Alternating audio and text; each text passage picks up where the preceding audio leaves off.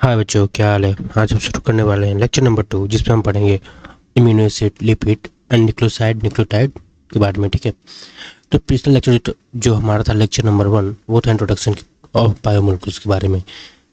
कैसे हम organic inorganic construct को कैसे सेपरेट करते हैं, कैसे एनालाइज कर रहे थे। ठीक है, और हमारे अर्थ क्रस्ट और ह्यूमन बॉडी में कितने तरह के एलिमेंट्स और कंपाउंड मिल रहे थे। आज हम पढ़ने वाले अमीनो एसिड, जो कि बायोमोलिक्यूल्स का मेजर पार्ट्स है और भी है। ठीक है, ह्यूमन बॉडी में अमीनो एसिड लिपिड ये सब मिलते ही हैं। तो हमारा जो भी आगे का जो भी लेक्चर होगा वो सब ह्यूमन बॉडी से रिलेटेड ही होगा, ताकि अर्थ क्रस्ट से। हम इनऑर्गेनिक पढ़ने रहे, हम बायोलॉजी पढ़ रहे हैं, तो जो भी होगा हम बायोलॉजिकल पॉइंट्स ऑफ व्यू से पढ़ेंगे। ठीक है, तो पहला लाइन अगर देखें तो amino acids are organic compound containing an amino group and an sd group as a substituent on the same carbon, that is the alpha carbon, hence they are called alpha amino acid. मतलब कहने का मतलब क्या है, जैसे अगर हम carbon chain की बात करें, ठीक है, जैसे हम 3 कार्बन चेन की बात करें तो 1 2 3, तो पहला को हम बोलते हैं अल्फा बीटा गामा। ठीक है, ये भी हम इसको नेमिंग दे सकते हैं। तो अल्फा कार्बन यानी अगर सिंगल कार्बन है, और हमें पता है कि कार्बन की 4 वैलेंसी होती है, 1 2 3 4। तो अमीनो एसिड क्या है, एक ऑर्गेनिक कंपाउंड है, और क्या कंटेन करता है, अमीनो ग्रुप। ठीक है, फिर से एक एच डी ग्रुप कंटेन करता है, और एक आपका आर ग्रुप कंटेन करता है। ठीक, दो तीन ग्रुप होते हैं। देखिए, जैसे अमीनो एसिड एक मान कर एग्जाम्पल, तो एक कार्बन, ठीक है, इसके 4 वैलेंसी है, एक कार्बोक्सिलिक एसिड ग्रुप, एक अमीन ग्रुप, एक हाइड्रोजन, और एक यहाँ पे आर ग्रुप। ठीक है, ये आर ग्रुप क्या है हम आगे जानेंगे। तो ये सारे चारों जो भी है ग्रुप एक कार्बन पे आ रहे हैं, अल्फा कार्बन पे, तो इसे हम कहते हैं क्या, अल्फा अमीनो एसिड। ठीक है, अल्फा कहाँ से है, अल्फा आपके अल्फा कार्बन से आया है। ठीक है, मैं याद रखेंगे। Amino acid are organic compound containing amino group, S T group, S T कौन सा ग्रुप, सी ओ एच। ठीक है, as a substituents on the same carbon. ठीक है, सेम कार्बन पे दे आर सब्सटीट्यूटेड मिथेन। अब ये सब्सटीट्यूटेड मिथेन कहने का मतलब क्या है, हमें पता है कि अगर हम मिथेन की बात करें तो मिथेन कैसा होता है, यानी CH4। ठीक है, ये इसका मोलिकुलर फार्मूला है और ये इसका स्ट्रक्चर है। तो एक एच को हटाएं, यहाँ पे हम एच को हटा के यहाँ पे एक COH लगा देंगे, एक एच को हटा के हम यहाँ पे NH2 अमीन ग्रुप लगा देंगे, एक एच रहेगा, और एक एच हटा के हम यहाँ पे आर ग्रुप लगाएंगे। और आर ग्रुप में बहुत तरह से आ सकता है, जैसे अमीन हो गया, एच आएगा तो ग्लाइसिन कहलाएगा, CH3 आएगा तो एलेनिन कहलाएगा, CH2H आएगा तो सेरीन कहलाएगा, ये अमीन ग्रुप। ठीक है, तो सब्स्टिट्यूटेड मीथेन क्यों है ये हम पता चल गया, क्योंकि मीथेन का अगर हम बात करें तो एच एच एच फिर से देख रहे हैं, तो यहाँ पे रिप्लेस कर देंगे इसको OH ग्रुप से। ठीक है, इसको रिप्लेस करेंगे NH2 से, एक एच रहने देंगे, और एक एच को यहाँ पे R से ग्रुप से रिप्लेस करेंगे। Now there are 4 separate group occupying the 4 valency position. तो हमने देखा कि कार्बन के 4 वैलेंसी होते हैं, और चारों वैलेंसी आपके 4 सेपरेट ग्रुप से ऑक्युपाई होते हैं। और कौन कौन से होते हैं, एक होते हैं हाइड्रोजन, दूसरा कार्बोक्सिलिक ग्रुप यानी COOH, तीसरा आपका अमीनो ग्रुप यानी NH2, एंड चौथा आपका variable group designated as R group. ठीक है, तो ये जो आर ग्रुप है ये बहुत से वेरी कर सकता है, इसी के कारण हमारा अमीनो एसिड डिफरेंट टाइप्स के होते हैं। अब based on the nature of R group, अब इस आर ग्रुप के नेचर पे there are many amino acid, बहुत से अमीनो एसिड हो सकते हैं, किसके बेस पे, इस आर ग्रुप के नेचर पे।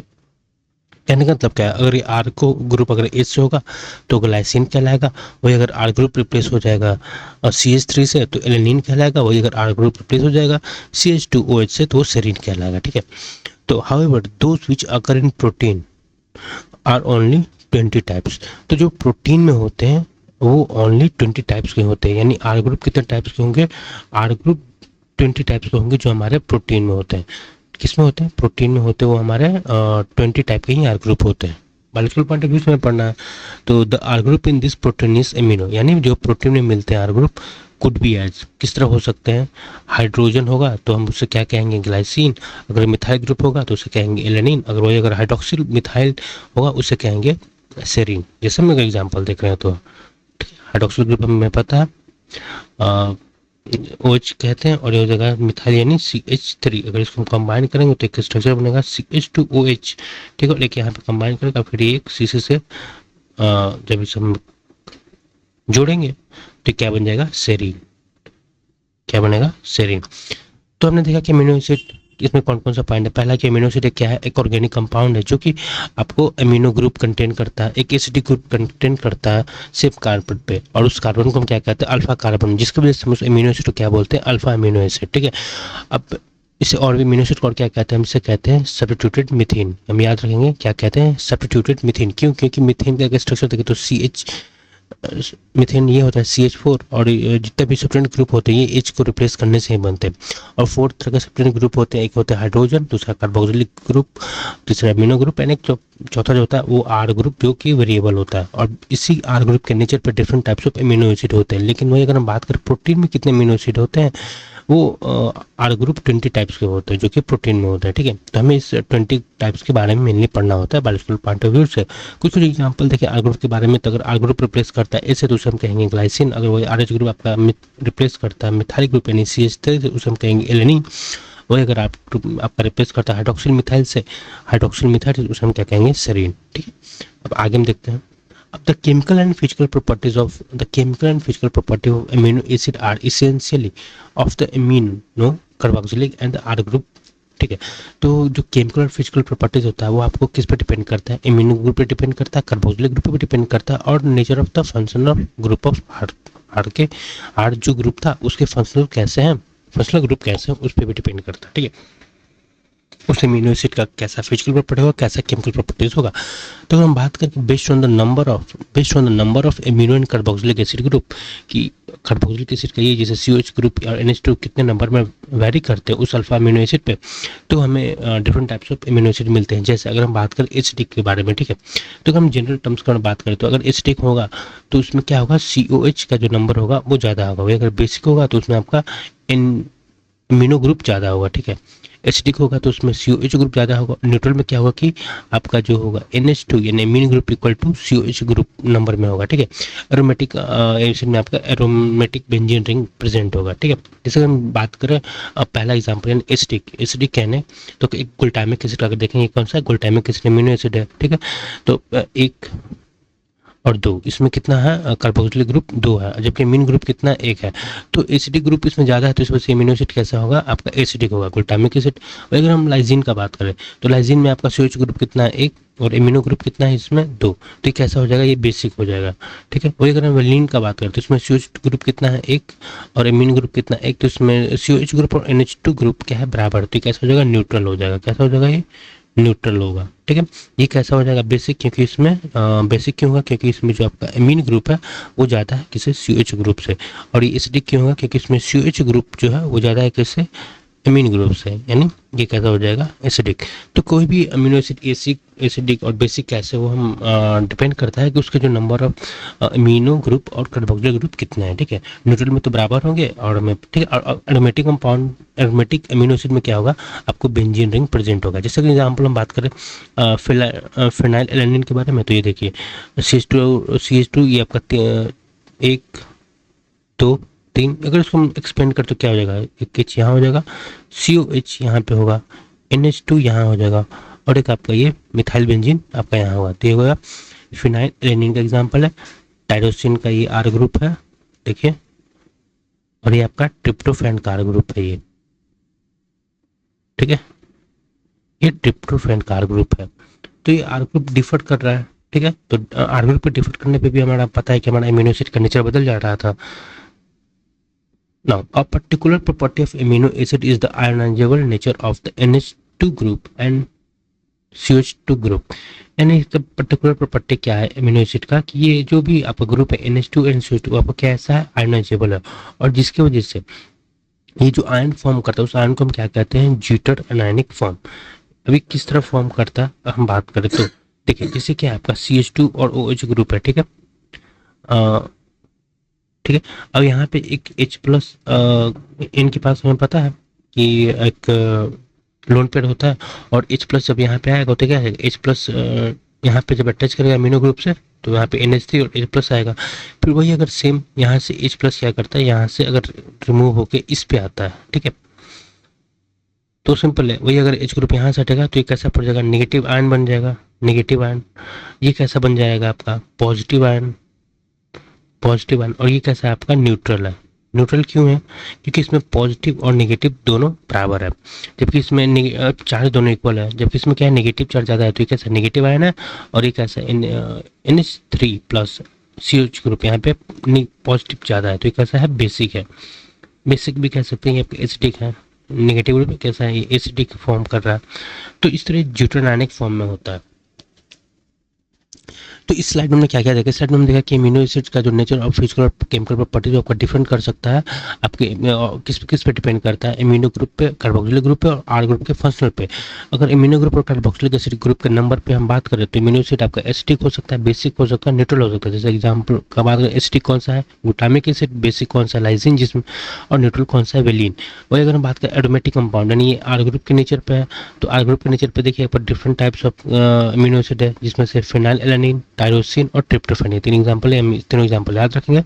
फिर बात कर रहा है, अगला लाइन बोल रहा है कि जो आपका NH2 और COH ग्रुप के बेसिस पे हमारा जो अमीनो एसिड होता है वो कैसा होता है, आयनाइजेबल नेचर का हो सकता है, और ये जो आयन बॉन्ड फॉर्म करता है उस आयन को हम क्या बोलते हैं, ड्यूटेनाइनिक फॉर्म में एग्जिस्ट करता है। Hence in the solution of different pH the structure of amino acid change. अब pH जैसे जैसे चेंज करता है हमारा स्ट्रक्चर जो होता है अमीनो एसिड का वो भी चेंज करता है, क्योंकि ये डिफरेंट आयनिक या फिर हम कह सकते हैं आयनाइजेबल होता है। ठीक है, इस तरह हमारा क्या हुआ, अमीनो एसिड हमारा कंप्लीट हुआ। अब हम आगे देखते हैं लेक्चर नंबर, मतलब अगला स्लाइड है वो है लिपिड के बारे में। तो लिपिड क्या है, lipid are generally water insoluble. Lipid कैसे होते हैं, जनरली क्या होता है, वाटर इनसॉल्युबल होता है। They could be simple fatty acid. अभी सिंपल फैटी एसिड भी हो सकते हैं, कम्प्लेक्स भी हो सकता है। फैटी एसिड क्या होता है, fatty acid has a carboxylic group attach to an R group. यहाँ पे आर ग्रुप क्या हो सकता है, यहाँ पे आर ग्रुप हो सकता है आपका मिथाइल, इथाइल, और आपका हायर नंबर ऑफ मिथाइल का ग्रुप, जो कि 1 से 19 नंबर ऑफ कार्बन हो सकते हैं। जैसे अगर हम बात करें, देखिए ये आपका क्या एक कार्बोक्सिलिक ग्रुप है, यानी COH ग्रुप, ठीक है, और ये आपका आर डिफर कर सकता है, और आपका कौन कौन हो सकता है, मिथाइल हो सकता है, इथाइल हो सकता है, और different number of higher number of आपका मिथाइल ग्रुप हो सकता है। जैसे आप बात करें CH2NH, यहाँ पे 14 है, एक यहाँ पे एक मिला के 15 कहेंगे, और ये आपका कार्बोक्सिलिक ग्रुप है। तो यहाँ पे जो आर ग्रुप है, आर ग्रुप में कितने कार्बन है आपका 15, और एक कार्बोक्सिलिक ग्रुप में कितना है 1, तो यहाँ पे टोटल कितने हो जाएंगे 16। ठीक है, तो इस ये जो फैटी एसिड है इसका नाम क्या है, पाल्मेटिक फैटी एसिड। ठीक है, जैसे कुछ एग्जांपल का बात कर रहा है, तो जैसे फॉर एग्जांपल पाल्मेटिक एसिड है 16 कार्बन इंक्लूडिंग कार्बोक्सिलिक कार्बन में, यानी कहने का मतलब है कि आपका जो आर ग्रुप में कितना कार्बन होगा 15, और एक आपका कार्बोक्सिलिक में होगा। वही अगर बात करें आर्किनोडेनिक एसिड का, उसमें कितना होता है 20 carbon atom including carboxylic atom, यानी आर्किनोनिक एसिड में आपका आर ग्रुप में कितने कार्बन होंगे 19, और कार्बोक्सिलिक एसिड में को मिला के कितने हो जाएंगे 1, यानी टोटल कितने हो जाएंगे 20 कार्बन का फैटी एसिड है आपका आर्किडोनिक एसिड, और पाल्मेटिक एसिड कितना आपका 16 कार्बन का, ये हम याद रखेंगे। A fatty acid could be saturated यानी विदाउट डबल बॉन्ड, और अनसैचुरेटेड विथ वन और मोर डबल बॉन्ड। जैसे अगर हम एग्जांपल बात करें सैचुरेटेड फैटी एसिड का, तो इसके आर ग्रुप में देखिए तो आपको सब सिंगल बॉन्ड है, ठीक है, और ये आपका कार्बोक्सिलिक ग्रुप है, तो ये आपका कैसा है सैचुरेटेड फैटी एसिड। वही अगर हम बात करें अनसैचुरेटेड फैटी एसिड के बारे में, देखिए यहाँ पे सिंगल बॉन्ड तो है, लेकिन यहाँ पे डबल बॉन्ड है, ठीक है, तो ये डबल बॉन्ड आपका एक भी हो सकता है, एक से ज़्यादा भी हो सकता है, और ये सिंगल बॉन्ड है, यहाँ पे क्या है आपका कार्बोक्सिलिक ग्रुप है, तो ये कैसा है आपका अनसैचुरेटेड। अनसैचुरेटेड कहने का मतलब है आपका डबल बॉन्ड हो सकता है, यहाँ पे ट्रिपल बॉन्ड भी कह सकते हैं, लेकिन अगर सैचुरेटेड में क्या होगा कि आपका सिंगल बॉन्ड होगा, ठीक है। अब another simple acid is glycerol which is di hydroxy propane. देखिए अब और अगला एग्जांपल है आपका लिपिड का, वो कौन सा है, ग्लिसरॉल के बारे में। ये है आपका ग्लिसरॉल। ग्लिसरॉल देखें तो आपका ये हमें पता है कि 3 कार्बन चेन को हम प्रोपेन कहते हैं। वहीं पे अगर हम बात करें यहाँ पे तीनों कार्बन पे एक OH ग्रुप अटैच हो गया, जिसे हम क्या कहेंगे tri hydroxy, an hydroxy group है, तो ये सब कहते हैं ट्राई हाइड्रोक्सी प्रोपेन। इसका नाम ट्राई हाइड्रोक्सी प्रोपेन है, और इसका जनरल नेम क्या है, ग्लिसरॉल। ग्लिसरॉल कैसा है, सिंपल लिपिड्स है। अब मेनी लिपिड्स है both glycerol and fatty acid, यानी कहने का मतलब क्या है कि बहुत से ऐसे आपको लिपिड्स होंगे कॉम्प्लेक्स लिपिड, जैसे आपका ग्लिसरॉल भी होगा और फैटी एसिड भी होगा। इसका क्या मतलब हुआ, अगर हम बात करें एग्जाम्पल लेते हैं, ठीक है, आपका अगर OH यहाँ अटेंड कर देते हैं और एक फैटी एसिड यहाँ पे लेते हैं, ठीक है, C डबल बॉन्ड OH, और यहाँ पे एक R ग्रुप अटैच करते हैं। अब यहाँ से जब हम इसे कंबाइन करेंगे, ठीक है, यहाँ पे H ले ले और यहाँ पे H और यहाँ आपका H, जब इसका स्टेरिफिकेशन होगा तो यहाँ से क्या होगा, वाटर मोलिक्यूल यहाँ से निकलेगा और तब ये क्या फॉर्म करेगा, CH2 CH3 और यहाँ पे क्या होगा O C double bond O R। तो ये जो ग्रुप फॉर्म किया, ठीक है, ये वाटर निकलने के बाद, तो इस ग्रुप को हम क्या बोलते हैं, ईस्टर ग्रुप कहते हैं। तो इसको हम क्या कह सकते हैं, इस प्रोसेस को क्या कहते हैं कि स्टेरिफिकेशन हुआ है। स्टेरिफिकेशन कहने का मतलब क्या हुआ कि आपका जो एसिड ग्रुप का OH और ये जो आपका हाइड्रोक्सी ग्रुप का H है, OH दोनों का रिएक्शन करके यहाँ से रिमूवल ऑफ वाटर मॉलिक्यूल हुआ है। तो उसके बाद जो नेक्स्ट आपका फंक्शनल ग्रुप फॉर्म करता है वो ईस्टर का फॉर्मेशन होता है।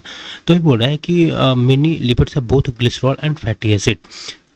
Here the fatty acid are formed esterified with glycerol. यानी कहने का मतलब क्या है, ग्लिसरॉल का अगर OH ले ले, ठीक है, और फैटी एसिड का यह फंक्शनल ग्रुप, ये आपका, तो यहाँ से क्या होगा, H2O निकलेगा, H2O, तो जो आपको फॉर्म करेगा वो क्या फॉर्म करेगा, C डबल बॉन्ड OO और ये R। तो ये जो फंक्शनल ग्रुप फॉर्म किया वो क्या फॉर्म किया, स्टेरिफिकेशन हुआ। तो ये बोले कि स्टेरिफाई यानी स्टेरिफिकेशन हुआ ग्लिसरॉल के साथ। और जो स्टेरिफिकेशन हो सकता है आपका मोनोग्लिसराइड बन सकता है या फिर डाइग्लिसराइड या फिर ट्राइग्लिसराइड। यानी कहने का मतलब अगर एक फैटी एसिड होगा तो एक फैटी अगर एक OH ग्रुप से अगर रिएक्शन करेगा तो हम कहेंगे मोनोग्लिसराइड। वही अगर दो फैटी एसिड एक ग्लिसरॉल से रिएक्ट करेगा तो कहेंगे हम डाइग्लिसराइड। वही अगर तीन फैटी एसिड अगर OH ग्रुप तीनों ग्लिसरॉल के साथ रिएक्शन करेगा उसको कहेंगे हम ट्राइग्लिसराइड। यानी देखिए हम बात करें ट्राइग्लिसराइड, अगर इससे एग्जांपल है तो देखिए ये आपका क्या है, ग्लिसरॉल का एग्जांपल है, ठीक है। ये आपका क्या हुआ, स्टेरिफिकेशन के बाद ये जो फंक्शनल ग्रुप बना है, ठीक है, समझ रहे हैं, फंक्शनल ग्रुप जो हमने यहाँ पे देखें स्टेरिफिकेशन के बाद, स्टेरिफिकेशन के बाद बना। स्टेरिफिकेशन कैसे बना हुआ हम देख लेते हैं फिर से फॉर एग्जांपल। अगर हम बात करें CH2OH और एक C double bond OH carboxylic acid के साथ रिएक्शन कराएंगे तो यहाँ से क्या होगा, यहाँ से जो रिएक्शन करेगा यहाँ से वाटर मॉलिक्यूल निकलेगा और फिर जो कंपाउंड बनेगा उससे क्या बनेगा, CH2O C double bond O। तो देखिए आपका ईस्टर का फॉर्मेशन हुआ है ना। तो ये जो ईस्टर का जो फॉर्मेशन हुआ ये आपको तीनों OH ग्रुप के साथ रिएक्ट किया फैटी एसिड। तो ये जो नया आपके बाद जो लिपिड्स बना उसे हम क्या कहेंगे, ट्राइग्लिसराइड। तो इससे हमने क्या देखा कि फैटी एसिड आपका जनरली वाटर इनसॉल्युबल होता है। आपका फैटी एसिड कुछ सिंपल होता है, सिंपल फैटी एसिड्स कहने का मतलब आपके पास उसके पास कार्बोक्सिलिक ग्रुप होगा और उसके अटैच टू R ग्रुप होगा। R ग्रुप यहाँ पे डिफरेंट हो सकता है, आपका मिथाइल हो सकता है, इथाइल हो सकता है या फिर different higher number of carbon हो सकता है, जैसे 1 से 19 नंबर पे। जैसे कुछ एग्जाम्पल अगर बात करें पाल्मेटिक एसिड का, तो पाल्मेटिक एसिड ये है जिसमें आपका जो कार्बन एटम है वो 16 है। यानी 16 कहने का मतलब कि 15 R ग्रुप पे होगा और एक आपका कार्बोक्सिलिक ग्रुप का होगा। अगर बात करें आर्किडोनिक एसिड का जिसमें 20 कार्बन एटम है, जिसमें R ग्रुप पे 19 होगा और आपका एसिड कार्बोक्सिलिक ग्रुप पे 1 होगा, तो टोटल कितना हो जाएगा 20। फिर फैटी एसिड कुड भी सैचुरेटेड भी हो सकता है, यानी उसका कोई डबल बॉन्ड नहीं होगा, और कुछ फैटी एसिड आपका अनसैचुरेटेड भी हो सकता है जो कि एक और एक से ज़्यादा आपका डबल बॉन्ड हो सकता है। जैसे अगर इसका हम बात करें तो अनसैचुरेटेड फैटी एसिड है। कुछ another example of fatty acid है, बोला कि कुछ सिंपल लिपिड का बात करें तो वो है ग्लिसरॉल, जो कि आपका एग्जांपल है आपका ग्लिसरॉल ये ट्राइहाइड्रोक्सीप्रोपेन। और कुछ कॉम्प्लेक्स लिपिड हो सकता है जिसमें आपका लिपिड भी ग्लिसरॉल भी होता है और फैटी एसिड भी होता है। ये दोनों आपस में स्टेरिफिकेशन होता है, स्टेरिफाई करता है आपका फैटी एसिड किससे, ग्लिसरॉल से।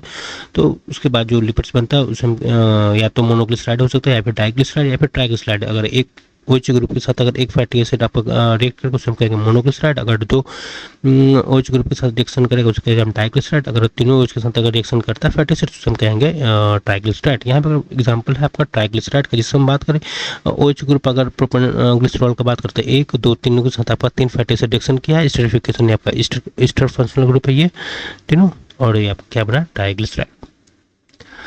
अब क्या बना अगला, also called fat and oil based on, also called fat and oil, यानी लिपिड। लिपिड को हम और क्या कहते हैं, फैट भी कहते हैं या फिर ऑयल। किसके बेसिस पे, उसके मेल्टिंग पॉइंट के बेसिस पे। अब कैसे, अगर लिपिड का अगर लो मेल्टिंग पॉइंट होगा तो उससे हम क्या कहेंगे, ऑयल्स, ठीक है। उसका एग्जांपल है आपका जिंजली ऑयल, अगर hence remain as oil in winter. जैसे कैसे हम लोग का बात करें अपना आलमंड्स ऑयल होता है, ठीक है, तो किसी जमता नहीं है सम। और कुछ अगर हम बात करें कि अगर उसका अगर मेल्टिंग पॉइंट अगर हाई होगा तो उससे हम क्या कहेंगे, फैट। तो लो मेल्टिंग पॉइंट को हम क्या कहेंगे, और इसका एग्जांपल क्या है, जिंजली ऑयल। हम याद रखेंगे लो मेल्टिंग पॉइंट वो लोअर से ऑयल याद रखेंगे। और ये किसमें किसका बात होगा, विंटर में होगा, जो कि ऑयल होगा remain as a in winter. Some lipid have a phosphorus and a phosphorylated organic compound in them. कुछ लिपिड्स के पास फॉस्फोरस होता है और फॉस्फोरिलेटेड ऑर्गेनिक कंपाउंड होता है, जिसे हम कहेंगे फॉस्फोलिपिड। एग्जाम्पल है, देखिए जैसे ये क्या है, आपका एक ग्लिसरॉल का ग्लिसरॉल है, ठीक है। यहाँ पे देखिए एक फैटी एसिड रिएक्शन किया हुआ है, ये आपका स्टेरिफिकेशन, दूसरा फैटी एसिड यहाँ पे रिएक्शन किया हुआ है, ये आपका स्टेरिफिकेशन हुआ है, तीसरा भी किया है, लेकिन यहाँ पे क्या है, एक फॉस्फोरिक एसिड का बीच में आ चुका है, और ये आपका आर ग्रुप डिफरेंट है, और ये आपका इमीन ग्रुप है, ठीक है। तो ये आपका क्या है, आपका कॉम्प्लिकेटेड लिपिड्स है, जिसमें आपका क्या है, फास्फोरस भी है, इसमें नाइट्रोजन भी है। तो ऐसे कुछ इसमें ऑर्गेनिक कंपाउंड भी है ना, ये तो ऑर्गेनिक कंपाउंड है आपका बात करें तो, ये जो पोर्शन है ये तो सिंपल फैटी एसिड है और ये आपका ग्लिसरॉल है। तो वही बोला कि सम लिपिड्स है वो फॉस्फोरेट और फॉस्फोरेटेड ऑर्गेनिक कंपाउंड, या तो फॉस्फोरस होगा या फिर फॉस्फोरेटेड ऑर्गेनिक कंपाउंड होगा, उसे हम क्या कहेंगे, फॉस्फोलिपिड। इससे और ये ऐसे जो लिपिड होंगे आपको कहाँ मिलते हैं, आपको सेल मेम्ब्रेन में मिलते हैं। इसका एग्जाम्पल है लिसिथिन, ठीक है। फॉस्फोलिपिड कहाँ मिलते हैं, लिसिथिन, लिसिथिन कहाँ मिलता है आपका, सेल मेम्ब्रेन में, ठीक है। लिसिथिन कैसा है, आपका लिपिड है। Some tissue, especially the neutral tissue, have a lipid with more complex structure. कुछ न्यूट्रल टिश्यू है, उनका जो लिपिड होता है वो और भी ज़्यादा कम्प्लेक्स होता है। ये तो कम्प्लेक्स है ही है लेसिथिन, लेकिन इसके अलावा और भी ज़्यादा कम्प्लेक्स होते हैं। एग्जाम्पल है आपका कोलेस्ट्रॉल। तो देखिए हम लोग अगला, इस लेक्चर में हमने देखा कि मेल्टिंग पॉइंट के बेसिस पे हम लिपिड्स को फैट भी कह सकते हैं, ऑयल्स भी कह सकते हैं। ऑयल्स का क्या होता है कि उसका लो मेल्टिंग पॉइंट होता है, और वो आपका रिमेन ऑयल होता है किसमें, विंटर सीजन में। इसका एग्जांपल है जिंजली ऑयल। फिर कुछ लिपिड्स के पास फॉस्फोरस होता है, या फिर उसके पास फॉस्फोराइलेटेड ऑर्गेनिक कंपाउंड होता है, जिसे हम कहते हैं फॉस्फोलिपिड, जो कहाँ मिलता है, आपका सेल मेम्ब्रेन में। एग्जाम्पल है इसका लिसिथिन। फिर कुछ टिश्यू के पास आपका सम टिश्यू के पास न्यूट्रल, यानी कुछ टिश्यू, यानी कैसे टिश्यू, न्यूट्रल टिश्यू, जिसकी जो लिपिड्स होते हैं वो आपको और भी ज़्यादा कम्प्लेक्स होते हैं। क्या है एग्जाम्पल, कोलेस्ट्रॉल। अब हम बात करें अगला nitrogen base and nucleosides and nucleotide के बारे में। तो living organism have a number of carbon compound in which heterocyclic rings can be found.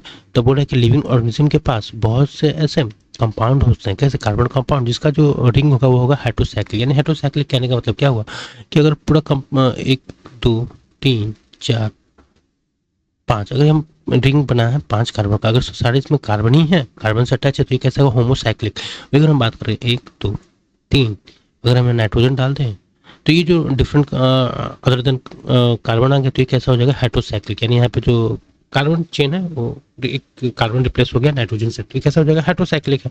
तो वही बोला कि लिविंग ऑर्गेनिज्म के पास बहुत से ऐसे कार्बन कंपाउंड होते हैं जो कि कैसे रिंग फॉर्म होते हैं, किस रिंग से फॉर्म होते हैं, हेटेरोसाइक्लिक रिंग से। यानी आप समझ लो हेटेरोसाइक्लिक रिंग कहने का मतलब क्या हुआ, ये अगर पूरे कार्बन चेन से बना हुआ तो ये हो जाएगा आपका होमोसाइक्लिक रिंग। वही अगर आपका एक नाइट्रोजन रिप्लेस हो गया, फिर 2 नाइट्रोजन रिप्लेस कर दिया, तो different other than two more atom, तो हम कहेंगे हेटेरोसाइक्लिक। तो ये कैसा हो जाएगा आपका, हेटेरोसाइक्लिक रिंग हो गया, हेटेरोसाइक्लिक रिंग हो गया।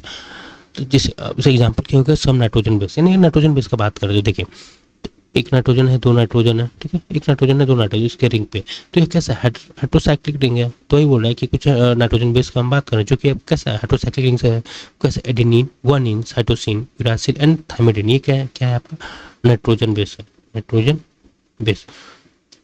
जब हम ऑर्गेनिक कंपाउंड पढ़ेंगे ना, बायोमोलिक्यूल्स, वहाँ पे और इसके बारे में डिटेल पढ़ेंगे, किस नंबर पे, कार्बन नंबर पे होता है, या फिर अगर हम फिर से मोलिकुलर बेसिस ऑफ इनहेरिटेंस पढ़ेंगे, वहाँ पे और भी इसके बारे में डिटेल जानेंगे। अभी यहाँ पे हम बस बेसिक जान रहे हैं बायोमोलिक्यूल्स में।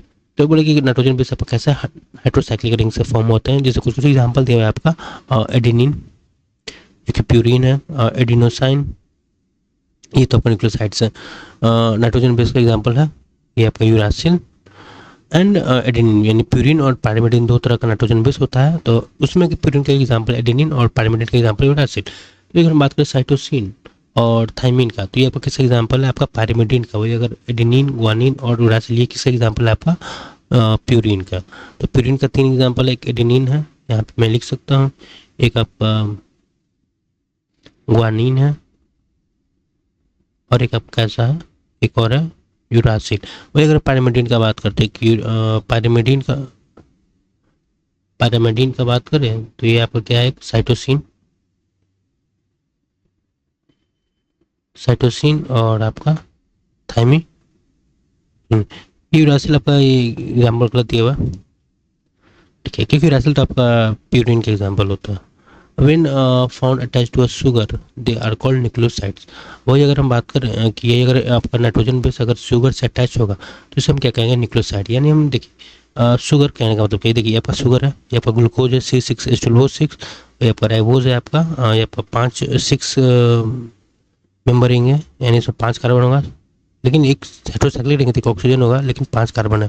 तो 5 कार्बन है और 6 मेम्बर रिंग, यानी 6 रिंग का है। वही अगर हम बात करें तो ये जिसमें 4 कार्बन है और एक ऑक्सीजन है, यानी 4 कार्बन है और 5 रिंग का है, तो ये आपका कैसा है, राइबोज है। तो अगर ये दोनों क्या है, C5H10O5 ये आपका क्या है, शुगर है। वही अगर इस ये शुगर पे अगर आपका नाइट्रोजन बेस अटैच हो जाएगा तो उसे हम क्या कहेंगे, न्यूक्लियोसाइड। देखिए जैसे न्यूक्लियोसाइड का एग्जाम्पल देखें तो ये देखिए ये आपका क्या है, राइबोज शुगर है, अगर अब सिमिलर मिल रहा होगा, और एक इसके ओज के पास यहाँ पे रिएक्शन करके, यहाँ पे ओज के पास रिएक्शन करके यहाँ पे नाइट्रोजन बेस आ गया, तो इसे हम क्या बोल रहे हैं, न्यूक्लियोसाइड। एक न्यूक्लियोसाइड एग्जाम्पल एडिनोसिन और दूसरा का नाम क्या है, यूरिडीन, ठीक है। तो वही एग्जाम्पल देखो तो क्या है, एडिनोसिन, गोनासिन, थाइमिडीन, यूराडीन और सेटिडीन। ये जो डीन आपको याद करने का, देखिए साइन शाइन ऐसे भी याद कर सकते हैं, डीन डीन डीन। तो ये जो एग्जाम्पल है कैसे, न्यूक्लियोसाइड्स का, ठीक है, न्यूक्लियोसाइड्स का एग्जाम्पल है। वही नाइट्रोजन बेस कौन कौन सा है, डीन, ग्वानिन, साइटोसिन, यूरासिल और थाइमिडीन। और न्यूक्लियोसाइड किसे कहते हैं, न्यूक्लियोसाइड हम तब कहेंगे जब नाइट्रोजन बेस आपका नाइट्रोजन बेस जब आपका किससे अटैच हो जाएगा, शुगर से, तब उसे हम क्या कहेंगे, न्यूक्लियोसाइड। फिर वही बोल रहा है कि अगला line, if a phosphate group is also found esterified into a sugar, they are called nucleotides. वही अगर नाइट्रोजन बेस और शुगर के पास नाइट्रोजन बेस प्लस शुगर, ठीक है, अब प्लस एक और आपका कौन सा ग्रुप आ जाएगा, फॉस्फेट ग्रुप, तब ये तीनों मिला के जो कंपाउंड बनाएगा उसे हम क्या कहेंगे, न्यूक्लियोटाइड। तो ये जो फॉस्फोरस जो अटैच होगा वो शुगर से, किससे अटैच होगा, शुगर से, किस प्रोसेस से होगा, स्टेरिफिकेशन से, तब जो नया कंपाउंड बना न्यूक्लियोटाइड्स, तब इसे हम क्या कहेंगे, adenylic acid, thymidinic acid, thymidylic acid, guanylic acid, uridylic acid और साइटिडाइलिक एसिड। जहाँ एसिड आगे हम समझ सक जाएंगे कि फॉस्फेट ग्रुप अटैच हो चुका है, ठीक है। जैसे एग्जाम्पल बात करें इस न्यूक्लियोटाइड का, देखिए एडिनिन आपका नाइट्रोजन बेस है, ये क्या है आपका, अब शुगर है, शुगर है, ये आपका क्या है, नाइट्रोजन बेस है, और ये यहाँ पे आपको क्या है, फॉस्फेट ग्रुप है, ठीक है। तो 1 2 3 मिला के जो बना, तब क्या बना, न्यूक्लियोटाइड। तो हम इजिली पहचान सकते हैं कि कौन सा न्यूक्लियोटाइड है, कौन सा न्यूक्लियोसाइड्स है, ठीक है। अब न्यूक्लिक एसिड क्या, like DNA and RNA consist of nucleotides only. तो जैसे जो कुछ न्यूक्लिक एसिड के एग्जांपल है, कौन कौन सा, डीएनए और आरएनए, ये किससे बने होते हैं, न्यूक्लियोटाइड से ही सिर्फ बने हुए होते हैं, ठीक है। इसको और भी हम डिटेल स्ट्रक्चर पढ़ेंगे किसमें, बायोमोलिकुलर ऑर्गेनिक चैप्टर में, और दूसरा मोलिकुलर बेसिस वाले क्लास 12 में, ठीक। जैसे डीएनए एंड आरएनए किस तरह फंक्शन करते हैं एज अ जेनेटिक मटेरियल। तो इस यहाँ पे हमने डीएनए और आरएनए को हमें पता है कि जेनेटिक मटेरियल के बारे में और किस में काम करते हैं, और भी हम डिटेल जानेंगे जब हम और भी चैप्टर पढ़ेंगे। तो यहाँ पे बस हम ऊपर ऊपर से देख रहे हैं कि कैसे कैसे बायोमोलिकुलर से बने हुए हैं। तो इस तरह हमने आज के लेक्चर कंप्लीट किया, किसके किसके बारे में था, amino acid, lipid, nitrogen base, nucleosides या न्यूक्लियोटाइड के बारे में, ठीक है। तो आप इसे बार बार देखिएगा, आई होप आपको और समझ में आ रहा होगा और अच्छे से क्लियर हो रहा होगा NCERT. Thanks and stay motivated.